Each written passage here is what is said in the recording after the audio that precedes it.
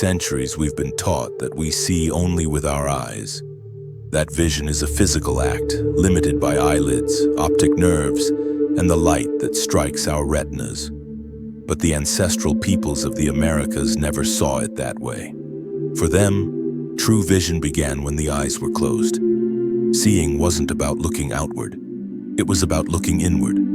There is an eye older than your two eyes, an eye that does not blink, that does not age, that does not need light to see. This eye is not made of flesh or water or blood. It is made of energy, of consciousness. And though modern science is only beginning to suspect its existence, the ancients already knew it. They revered it. And they knew how to awaken it. They called it by many names. The sages of the highlands spoke of the eye of the soul. The shamans of the jungle said it was the flower that sees without looking. In the Mayan codices, it is depicted as a symbol between the eyebrows, a spiral, a star, a jaguar with a single pupil. But all agreed on one essential truth. This eye was a door that opened invisible realities, that connected humans with the spirit world, with the ancestors, with the heart of the cosmos. And you have it. You've always had it. On your forehead, right between your eyebrows, lies a dormant energy center that has been mentioned in nearly every mystical tradition across the world. Science associates it with the pineal gland. Ancestral cultures knew something more lived there, a sensor of the invisible, a spiritual compass, a source of deep vision. They used it to dream clearly, to heal, to receive messages, to find their path. But this knowledge was buried, ridiculed, labeled superstition. The invaders burned the codices, destroyed the temples, and replaced inner wisdom with external dogma. The sacred eye was covered by centuries of forgetting. And today, many people don't even know it exists. Yet not all was lost. In the carved stones of the Andes, in the songs of the Mapuche, in the Huichol rituals, in the shamanic paintings of the Amazon, the knowledge lives on, disguised as myth, as symbol, as ceremony, waiting to be remembered. And you don't need to become a shaman to awaken it. You don't need to travel to the jungle or drink any plant if you don't want to. All you need is to remember, because the eye was never lost. It was simply forgotten. This is the journey we are about to begin. In this video, you will discover how the original peoples of the Americas activated the third eye through sacred sounds, master plants, and spiritual practices that have withstood the test of time. We will explore how this ancient knowledge, far from being magical or outdated, deeply connects with what modern science is only just beginning to uncover, about consciousness, energy, and subtle perception. But before we move forward, I must warn you, this is not comfortable knowledge. Because once you see, you can no longer close your eyes. When the third eye activates, a transformation begins. You start to see things that were once hidden in yourself, in others, in the world. And many of those truths hurt. They shatter structures. They deprogram centuries of lies. And yet, this is the path to your deepest truth. This journey is not just a story about ancient cultures. It is an initiation, a map for your awakening. And you are here for a reason. Because perhaps, even if you didn't know it in words, something inside you was already ready to remember. You already felt that there was something more. That the visible world is not all there is. That your soul was asking you to look within. Maybe you've already felt it in dreams, in meditations, in those moments when the universe seems to speak to you, but you don't know how to answer. That is the call of the third eye. And the most incredible part is this. Our ancestors left the keys, in their songs, in their dances, in their plants, in their symbols. They left us a clear path. They were not superstitions, they were technologies of the spirit, precise instruments to awaken that dormant vision inside you. Today we are going to decrypt that map. Are you ready to see what others cannot? To remember what your soul never forgot? Then take a deep breath and open your eyes.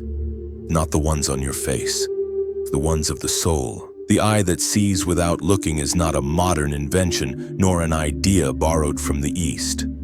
Long before the term third eye was spoken in the West, the original civilizations of the Americas already knew it and represented it. They didn't see it as an abstract concept, but as a real center of power, a living antenna that connected the human being with the invisible.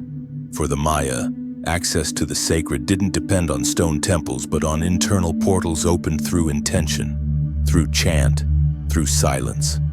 In their codices and stelae, we find figures with a central symbol between their eyebrows, precisely where yoga traditions locate the Ajna chakra. That was no coincidence. It was ancient wisdom. In the Andean cultures, the sacred eye was also present. The symbol of the puma's eye, a figure appearing on ceramics, textiles, and stone walls, represents not just physical sight, but spiritual vision.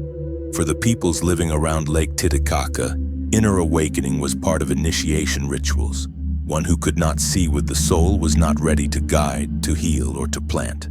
In the north, among the Navajo and Hopi peoples, legends spoke of a vision beyond time, a capacity developed only after years of silence, listening, and communion with the spirits of the natural world. To see the aura, to hear the messages of the wind, to feel the movement of dreams. All of that was part of life, not the exception. The wise ones were not those who accumulated knowledge, but those who knew how to see beyond appearances. But perhaps nowhere does this eye appear more symbolically powerful than in the shamanic rituals of the Amazon. There, the body is not seen as a prison, but as a channel, and the forehead, that exact point between the eyebrows, is seen as the mouth of the soul. The shamans point to it, activate it, invoke it in their songs because they know that this is where the true journey begins. The pineal gland, according to many current studies, is located at the center of the brain, aligned with that mysterious point all cultures marked. This tiny gland produces melatonin, but also, according to still marginal theories, may release DMT, a substance linked to intense visionary experiences. For the ancestral cultures, that wasn't theory. It was direct experience. They knew that from that point sprang lucid dreams, revelations, encounters with ancestors and forest spirits. It's no coincidence that many of these peoples depicted human figures with a single eye in the center of the forehead. It wasn't deformity. It was a message. The jaguar, a symbol of vision and power, appears in pre-Columbian murals with a blazing third eye, as if it sees everything, even the hidden. The hummingbird, a sacred bird among the Quechua, was called the one who sees between worlds. The feathered serpent, the supreme symbol among the Maya and Mexica, represented the union between the earthly and the celestial, between body and consciousness. And where did this serpent unite? At the center of the head, in the inner spiral, in the eye that observes without judgment. Even textile art, seemingly decorative, conceals patterns that, when viewed attentively, simulate spirals, eyes, and paths converging in a central point. It's a reminder that everything revolves around sacred vision. The women weavers of ancient peoples knew they weren't merely designing blankets, they were encoding maps of consciousness. Their weavings were offerings, but they were also tools. Every shape, every color activated a vibration, and that vibration resonated with the energy body of the wearer. These peoples knew something we're only now rediscovering, that the human body is an energetic temple, and that this temple holds a hidden altar between the eyebrows. In many initiations, young people were guided through long periods of silence and darkness. They were taken to caves, to pitch-black chambers, where for days they saw absolutely nothing. It wasn't punishment, it was training. Because when the outer eyes shut down, the inner eye begins to open. There, in total emptiness, they began to see shapes, lights, figures, memories. And when they returned to the world, they were no longer the same. They saw differently. They listened differently. They lived from another center. Why is it so difficult for us to understand this today? Because we've been trained to look outward, to believe that seeing means collecting data, that knowing means memorizing concepts. But the ancient sages didn't see with the mind, they saw with the soul. and that's why their eyes never aged. The third eye doesn't need perfect vision or glasses or scientific explanation. It only needs silence, attention, and connection. Many of the symbols we now call ornaments or decorative patterns were in fact reminders of this inner vision. The sun within lines, the circle with a dot in the center, the infinite spiral, the diamond with 4 points. All of them spoke of the inner eye, of that center from which consciousness radiates. Seeing the symbol was an invitation to stay awake, to remember that to see is not merely to receive light.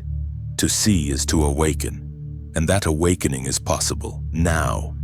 You don't need an ancient temple. Your body is the temple. Your forehead is the door. Your thoughts are the fire that can light the lamp. The original peoples knew this. They lived it. It wasn't theory, it was daily practice. And though conquests, inquisitions, and modernities tried to erase this wisdom, it is still encoded in the earth, in the songs, in the stones, and in your own being. Because you too carry that eye, because you too can see. Before there was writing, before even the first symbols were carved into stone, there was sound, not as mere noise, but as sacred language. For the ancestral peoples of the Americas, sound was not a superficial tool of communication, but a direct path to the soul. They said the universe was not created from matter, but from vibration. And that is why every healing, every spiritual connection, every rite of passage began with sound. Drums were not instruments of entertainment.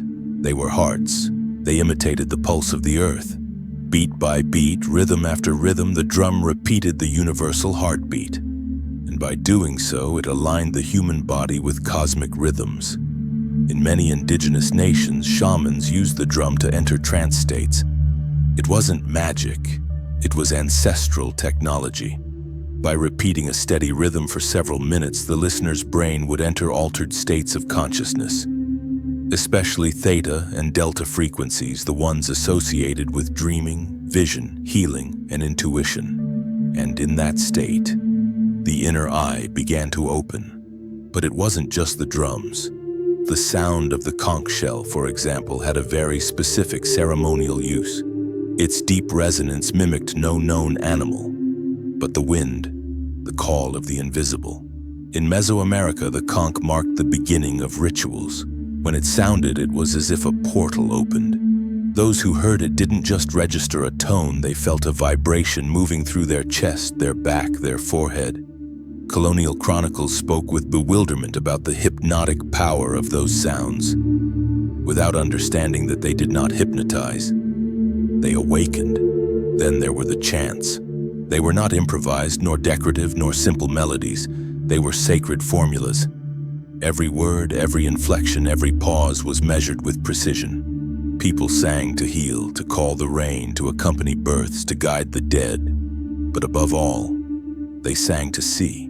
The chants opened the sacred eye because they unlocked the spirit's channel. Certain specific sounds resonated directly with the energy center of the forehead. This was not about belief, it was about experience. Those trained in these arts knew that certain vowels vibrated in precise parts of the body. The I and E rose toward the head. The A and O moved through the chest. The U anchored in the belly. And when those frequencies were combined with conscious breathing and focused intention, something would happen. The veil between worlds would grow thinner, and the visionary would begin to see. Modern science has begun to rediscover this under the name of cymatics, the study of how sound frequencies affect matter. Experiments with water and sand have shown that some frequencies create visible harmonic patterns, while others create chaos. So what if this also happens in our bodies? What if there are sounds that realign our cells, our thoughts, our energy? For the ancient sages, the answer was clear. That's why chants were secret, passed only from mouth to ear, reserved for those who could sustain their energy. It wasn't superstition, it was responsibility. In the Amazon jungle, the Icaros, songs of power sung by shamans, are still used to guide sacred medicine ceremonies. It is said that these are not songs learned, but downloaded from the spirit world. Each Icaro has a specific function: to open, to protect, to cleanse, to elevate, and all of them, without exception, affect the energetic field of the listener. Those who have attended an authentic ceremony know when the shaman sings, something moves, the body vibrates, the mind expands, and the third eye begins to see lights, forms, colors, messages. It is not hallucination, it is access.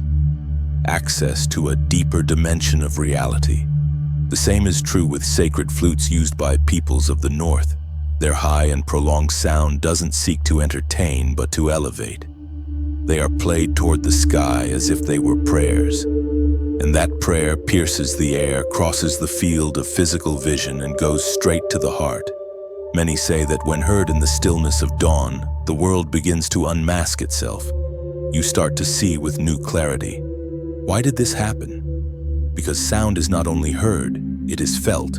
It is vibration, and the body is an instrument. When the right sounds resonate in the right energy centers, those centers activate. The forehead, that sacred point where the third eye resides, responds especially to fine, high, sustained vibrations. In the Andean chants, for instance, the high nasal voice is used deliberately because it stimulates the pineal center. What may sound strange or off-key in other contexts was, in these cultures, a precise key for opening inner doors. Even silence was part of the sound.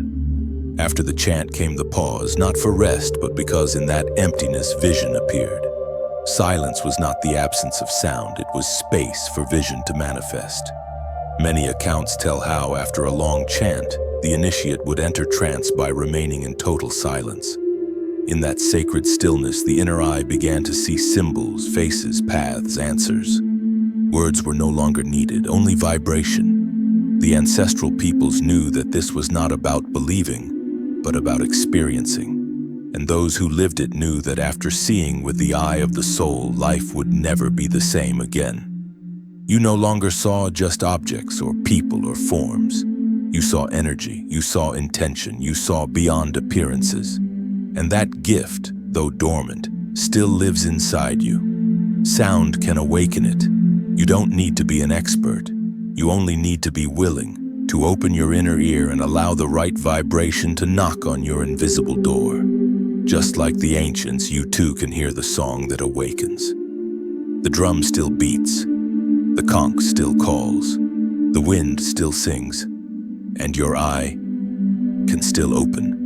In the oldest corners of the continent, where the trees still whisper secrets and the rivers haven't forgotten their sacred tongue, there grow plants that are not merely plants. They are teachers, living spirits, portals. The original peoples never saw them as drugs or entertainment, but as allies in the soul's journey. They called them with respect, invoked them with care, and drank them with intention, because they knew that by doing so the world would change, the veil would lift, and the inner eye, the one that sleeps between your thoughts, would begin to see. The most well-known is perhaps ayahuasca. Deep in the Amazon, this medicine is not just a brew. It is a being with consciousness of its own. It is called the grandmother, not out of sweetness but wisdom. Ayahuasca is a mixture of two plants that, when united, create a potion capable of profoundly altering perception, carrying the drinker to dimensions of existence that the ordinary mind cannot comprehend. Not everyone is ready. Not everyone comes back the same. Because ayahuasca does not show you what you want to see. It shows you what you need to see. And often that means looking into yourself with brutal clarity. Traumas, memories, wounds, but also beauty, guidance, visions. Among those flashes, the third eye activates, not because the plant opens it directly, but because it cleans away all that was blocking it, as if sweeping the dust from a forgotten mirror. Another plant, lesser known but deeply respected, is San Pedro or Huachuma. This Andean cactus, used for millennia in the highlands of Peru, Ecuador, and Bolivia, offers a different kind of vision. It doesn't produce the intense imagery of ayahuasca, but it opens the heart, sharpens sensitivity to the world, and unveils the energy that surrounds all things. Many who have walked with Huachuma describe how the world begins to breathe, how trees seem to speak, how the air becomes light. It is not hallucination, it is expanded perception. The third eye does not always show vivid images, and sometimes it simply removes the filters. And then, what was always there is revealed. In Mesoamerica, cacao was much more than a ritual drink. It was medicine for the heart. The Maya called it the blood of the earth and used it to open the emotional center, elevate vibrational frequency, and facilitate deep meditative states. Cacao doesn't provoke visions like other master plants, but it softens the mind, opens the chest, and in that softness, the third eye becomes clearer, not through force, but through resonance. Because when the heart is open, inner vision sharpens. Cacao is taken in collective ceremonies where song, breath, and intention create an energetic field ripe for inward seeing. In a world where we live disconnected from feeling, this plant acts as a bridge between emotion and awareness, between soul and earth. And we must not forget tobacco. Though today it's been reduced to an industrial product, for the original peoples it was, and still is, one of the most sacred plants. The real tobacco, Amazonian mapacho, is used to cleanse energy fields, seal ritual spaces, and offer smoke to the spirits. They say tobacco sees. That when a shaman blows smoke over a person, he can read their energy, not by magic, but because the smoke acts as a messenger. The shaman's third eye, refined through years of discipline, receives images, sensations, information. Not everyone can do this, but everyone carries the eye, and once it is awakened and trained, it can use the smoke to perceive subtle realities. That's why they say, tobacco is not for smoking, it's for praying. But these plants do not act alone. Their power doesn't reside solely in their chemistry, but in the ritual that surrounds them. Drinking ayahuasca at a party is not the same as in a ceremony guided by an experienced guardian. Taking cacao for fashion is not the same as doing it with respect, with purpose. The plants respond to intention, and it is intention that allows the inner eye not to get lost in confusion, but to see what must be seen. That is why ancient peoples never took these processes lightly. They fasted before ceremony. They cleansed body and mind. They offered prayers. They prepared the space. None of it was superstition, it was alignment. What's most fascinating is that these experiences weren't reserved for the chosen. In many cultures, there were communal moments where everyone participated in these rituals, not to escape reality, but to reconnect with it on another level. Children, women, elders, all knew that there was a deeper vision, and that to access it, there were sacred paths offered by the earth itself, and you can walk them too. You don't need to ingest any plant if it doesn't call you. The message is not to take something external, but to remember that the key already lives within you. What the plants do at their core is remind you of what you forgot. They cleanse, they unblock, they tune, but the vision is not in them, it's in you. These plants are still alive, not just in the jungle, but in the memory of the people, and they are still speaking. And they are still waiting for us to listen, not with fear or spiritual tourism, but with reverence. Because when truly listened to, they don't just heal, they open. And when the inner eye opens, there is no turning back. You begin to see the world with different eyes. The tree is no longer just a tree. The body is no longer just matter. Death is no longer just an end. Everything vibrates, everything teaches, everything speaks, and the eye silent watches and remembers, and not everyone was ready to see. That's why in ancestral cultures, opening the third eye was never a superficial goal, but a deep responsibility. Because when that eye truly opened, what appeared was not just colors or abstract shapes. It was the truth, and truth, when it arrives without filters, can shake the very foundations of the soul. Those who crossed the threshold knew there was no return. Seeing with the sacred eye didn't mean having exotic visions. It meant remembering who you were, seeing your story from another plane, feeling the invisible thread that connects all things, and suddenly understanding that reality is far vaster than what you once believed. Ancient peoples didn't speak of illusions. They spoke of veils. They said the material world was only one layer, and that by opening the inner eye you could pierce through it. Those who did began to see energies, not metaphorically but literally, the auras surrounding people, the invisible threads connecting those who share destiny.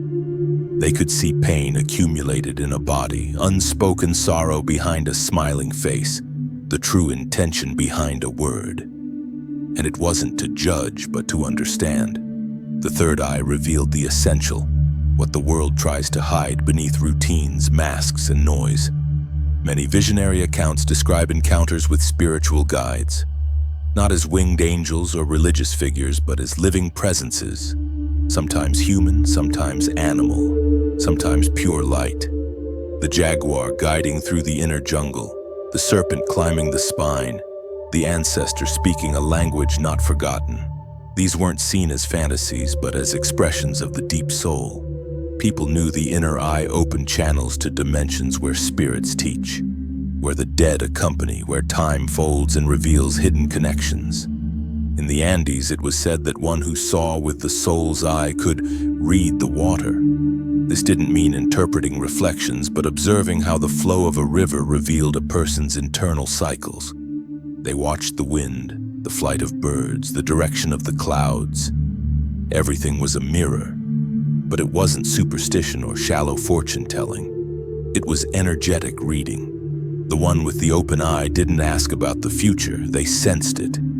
They knew when it was time to plant or retreat, when a word could heal and when it was best to remain silent.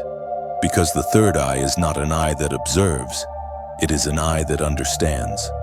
In the jungle, the activated eye allowed shamans to diagnose illnesses not yet manifest in the body. They could see energetic blocks, emotional knots, soul wounds. That's why many ceremonies didn't begin with words, but with a long, sustained gaze, one that pierced beyond the body.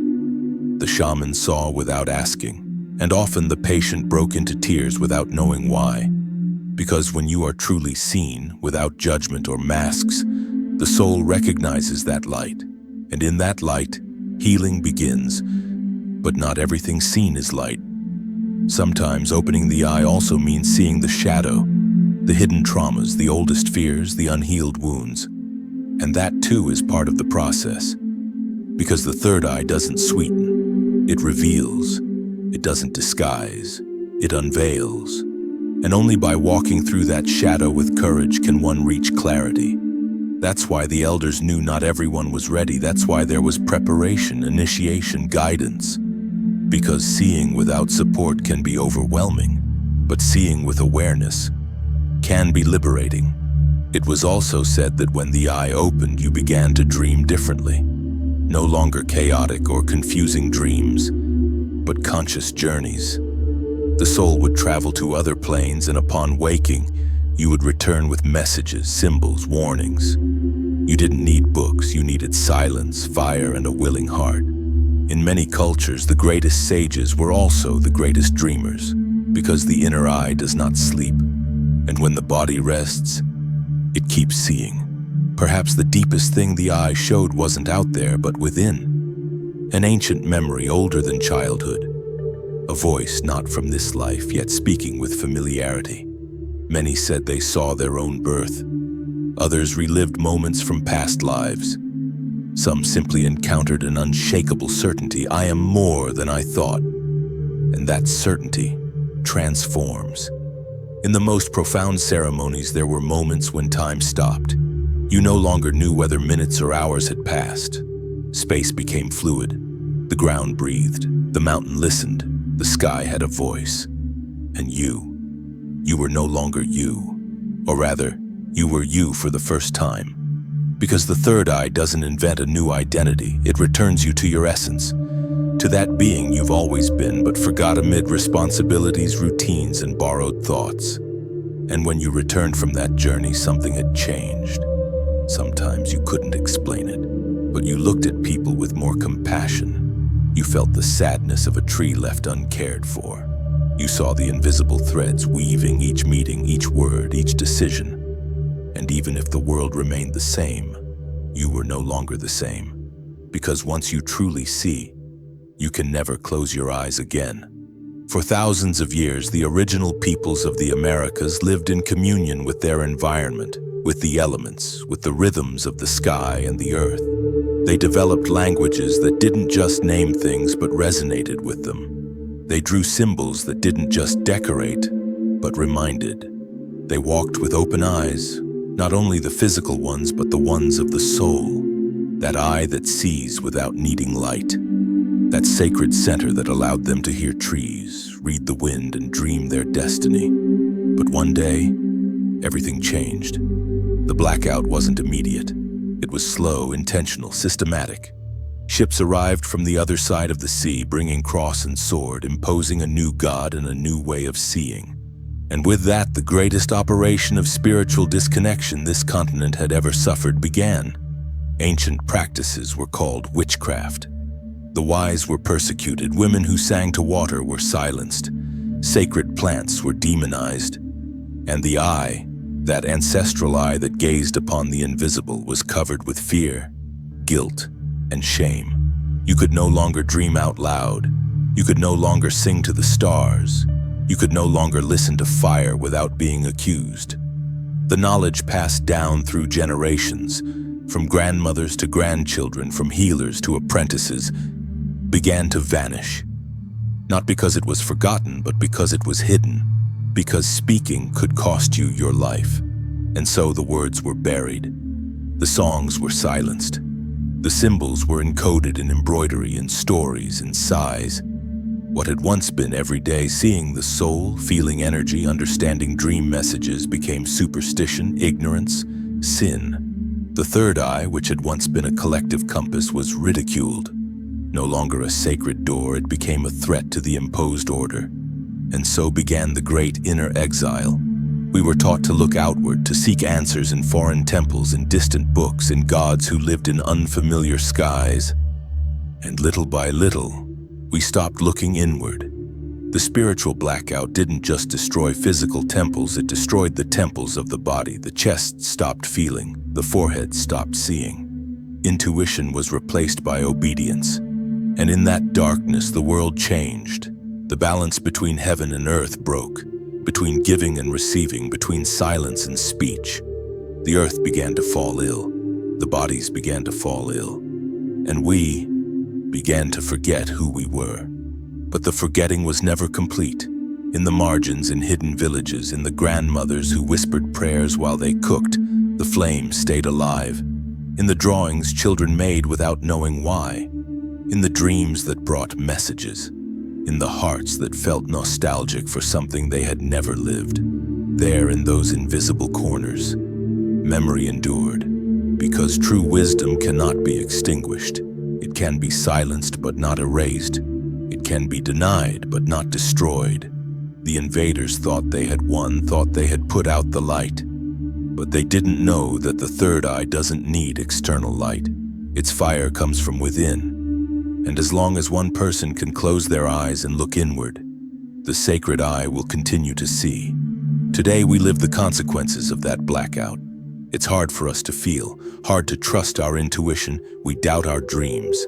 We've been taught to value what we can touch more than what we can perceive. Logic over wisdom. And yet something inside us keeps searching. A silent longing, a thirst that modern life cannot quench. It is the soul. Remembering. It is the eye, pushing from within, trying to open once more. And maybe that's why you're here. Maybe because you too feel that something's missing, that there's a language you've forgotten, that there's a part of you that still sees, still listens, still dreams. You are not alone. You are not crazy. What you feel is real. It's the memory of your soul asking to come home. And even though it was taken from us, even though many voices were silenced, today we are returning to relight the flame, to sing the songs, to honor the plants, to listen to the silence, and above all, to look within, because the eye never fully closed, it was only waiting. Reopening the third eye isn't about magic or special talent or secret initiations. It's a process of remembering, of walking inward again, of reconnecting with what was always within you but fell asleep beneath the noise of the world. And for that, you don't need to escape your life, become a monk, or travel across the planet. You only need to pause, breathe, and listen. Because the sacred eye doesn't respond to effort, it responds to sensitivity. It doesn't open through shouting, but through silence. The ancestral peoples left a legacy of practices that we can reclaim today, not as hollow copies, but as sincere acts of reconnection. The first door is breath. Before any chant, any plant, any sound, there is air. To inhale with awareness, to exhale with intention. To breathe as if each breath were a bridge, because it is. Conscious breathing calms the mind, sharpens the senses, and allows internal energy to flow. Just a few deep breaths taken at dawn in silence can open more than 1,000 words. Another essential practice is active meditation. It's not about forcefully emptying the mind, but about observing it with compassion. Closing your physical eyes and letting your inner eye notice what's inside. Thoughts, emotions, images, tensions. You don't need to run. Just stay, observe, breathe. Over time, the third eye begins to light up. Many people begin seeing geometric shapes, lights, colors, and don't know what to do with them. The answer is simple: nothing. Just feel it, witness it, trust it. You can accompany meditation with sacred sounds, a soft drum, a rattle, a Tibetan bowl, a native flute, or your own voice. Singing a sustained sound like Om, Ayum, or even a simple Hai can vibrate directly in the center of your forehead. It doesn't have to be pretty. It has to be honest. When repeated with intention, something shifts, something awakens, something remembers. You can also work with gentle plants like ceremonial cacao. It doesn't alter consciousness, but it opens the heart. And when the heart opens, vision becomes clear. You can pair it with intuitive writing, spontaneous drawing, or quiet contemplation. There's no correct way. Only your true way. What matters is that you do it with presence, as if you were speaking with an invisible teacher who lives inside you. Because truly you are. Nature is another powerful path. Walking barefoot, sitting beneath a tree, gazing at the stars, not to distract yourself but to listen. The earth speaks, the water whispers, the wind remembers, and when you align with the elements, the inner eye sharpens. You begin to see patterns where before there was only noise. You begin to feel meaning in movement. You begin to understand the language of the unsaid. There's also the path of prayer, not as rote repetition, but as intimate dialogue. Speaking to the universe, your soul, your guides, asking, thanking, offering. Words spoken from the heart resonate in the eye of the soul. No dogma is needed, only sincerity. Prayer is how you remind your consciousness that it's not alone, that something greater is holding you, that you are ready to see. Many also find power in darkness baths, turning off every light, sitting in stillness without screens, without sound, without stimulation. At first, it can feel uncomfortable, but over time, darkness becomes your ally. Because when the outer eyes have nothing left to look at, the inner eye begins to show. And it's in darkness where true light emerges, the light of inner vision. And perhaps most important, live with intention. Every act can become a ceremony. Eating, walking, speaking, sleeping, all can be done with awareness. And when that happens, the third eye stays awake. It doesn't require altered states, only presence. And presence is a way of seeing, a way of being, a way of honoring this body as what it truly is. A sacred altar. The awakening of the third eye is not a one-time miracle. It's a daily process, a planting, a cultivation. There will be days of fog and days of clarity, intense visions and long silences, clear answers and also unanswered questions.